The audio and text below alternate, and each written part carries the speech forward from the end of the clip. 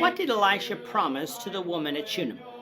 This is the question we seek to answer today as we continue our verse-by-verse study of the book of 2 Kings on walking through the Bible. Is worth the glory of his cross. Today we're going to be discussing 2 Kings chapter 4, verses 8 to 21. But before we do that, let's read the passage. If you have a Bible with you, you can turn to 2 Kings chapter 4, verse 8. But if you don't have a Bible, don't worry, just follow along with us on the screen. The version that we'll be reading from is the New King James Version. So 2 Kings chapter 4, beginning at verse 8.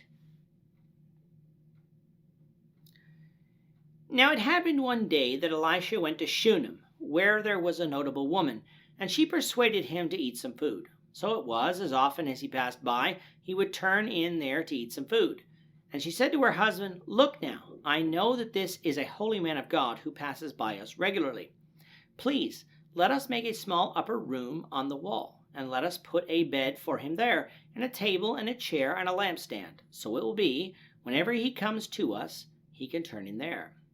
And it happened one day that he came there, and he turned into the upper room and lay down there. Then he said to Gehazi his servant, "Call this Shunammite woman." When he had called her, she stood before him. And he said to him, "Say now to her, Look, you have been concerned for us with all this care. What can I do for you? Do you want me to speak on your behalf to the king or to the commander of the army?" She answered, "I dwell among my own people." So he said, "What then is to be done for her?" And Gehazi answered, "Actually, she has no son, and her husband is old." So he said, "Call her." When he had called her, she stood in the doorway. Then he said, "About this time next year you shall embrace a son." And she said, "No, my lord, man of God, do not lie to your maidservant." But the woman conceived and bore a son when the appointed time had come, of which Elisha had told her. And the child grew. Now it happened one day that he went out to his father to the reapers. And he said to his father, my head, my head." So he said to his servant, "Carry him to his mother." When he had taken him and brought him to his mother, he sat on her knees until noon, then died. And she went up and laid him on the bed of the man of God, shut the door upon him, and went out. In this chapter, we see the exploits of the prophet Elisha, the successor of the prophet Elijah. We noted how the exploits recorded for us in 2 Kings 4 sound similar to Elijah's exploits found in 1 Kings 17. However, with the miracle we discussed in the last lesson, that even though these miracles sound similar, they are different miracles performed for different reasons, and thus should not be regarded as a repetition of a fictional story with the characters changed. These were historical events, recorded as such by the author of 2 Kings, and so, just like there can be similar events that occur during our lifetimes, such is true in this time as with Elijah and Elisha as well. What we get beginning in verse 8, and really all the way down to verse 37, that we will discuss in the next lesson, is an event that sounds like the resurrection from the dead of the widow's son from Zarephath. But like it was with the miracle of the oil, the events here in 2 Kings 4 and the one from 1 Kings 17 are different events, as the details surrounding them are different. For one thing, 1 Kings 17 has the widow whom Elijah miraculously fed through the famine was the same widow whose son was later raised from the dead. However, in 1 Kings 4, not only isn't the Shunammite woman not the same woman as earlier in the chapter, she isn't even a widow. These facts alone are enough to show us that these are two different events, even though they sound similar. The woman in question, as we said earlier, was from Shunem. Shunem is found on the southern edge of the hill of Morah in the Jezreel Valley. This would have been near where the Midianites camped before their battle with Gideon back in Judges chapter 7. It is interesting to note that Shunem is located near Nain, which would have been on the other side of the hill of Morah, as Jesus performed a similar miracle there in Luke 7 to the one Elisha will perform here. Why this woman is noted in scriptures at all is due to her hospitality towards Elisha on his frequent trips through the region.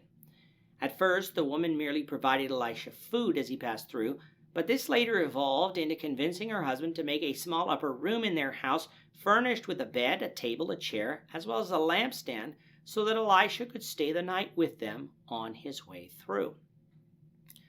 This exceptional show of hospitality was not lost on Elisha, so he sent Gehazi, his servant, to her to inquire how Elisha could repay for such kindness. Elisha offered her the ability for him to speak on her behalf before the king or the commander of the army, but the woman replied that she lived among her people, meaning that she had no quarrels with her neighbors that needed intervention from higher authorities. In other words, the woman was fully content in showing hospitality without receiving anything in return. Gehazi did note to Elisha something that this woman lacked, though, a son, and a lack of real means to have one, for her husband was old. Now, yes, biology would tell us that men can provide the seed necessary to produce children well into their old age, but pregnancy always becomes more difficult as one gets older, and as they didn't seem to have any children while younger, there may have been some fertility issues preventing pregnancy here. From what we have recorded here, the woman didn't ask Gehazi to mention this, so why would Gehazi make this declaration to Elisha? Well, remember, for a woman to have no children was seen by the people of that time as a curse from God, and so Gehazi simply assumed that this Shunammite woman would want a son, if such could be given to her, but she didn't believe it could, so she didn't ask. When Elisha heard Gehazi's observation, though, he called for the woman at once and said that by this time next year she would be holding a son, a similar thing that was told to Sarah back in Genesis 17. Now the Shunammite woman told Elisha not to lie to her, for she knew her own situation, but Elisha wasn't lying, for that year the woman conceived and bore a son. The son himself wasn't a miracle, for it happened the natural way, but the Lord removed the fertility impediment, whatever it was, allowing the woman to conceive. And so verse 18 and onwards, we get a passage of time showing us the growth of the child. How long a period of time, we don't know, but it could very well have been 4 to 10 years by this point, as the son is able to go out into the field with his father in order to discuss things with the reapers. While in the field, though, it is likely that the child suffered from sunstroke, a common ailment in the fields at harvest time in Palestine. He was brought back to his mother, where the child eventually died, after which he was laid in the bed of the man of God. This was truly a sad event for this woman. Losing a child is terrible for any parent, but after not being able to conceive for so long, then to conceive only to lose the child in his youth, that would be gut-wrenching. What was this woman going to do? We'll find out, the Lord willing, in the next lesson. With that, our time is up for today. The Lord willing, we hope you'll join us for tomorrow's discussion of 2 Kings chapter 4, verses 22 to 37, as we continue our walk through the Bible, one verse at a time. Thank you for watching today's episode. We hope that you found it edifying and ask that you not only subscribe to our channel and podcast, but that you like and share this episode among your friends, so that the saving gospel of Jesus Christ can go out to the whole world.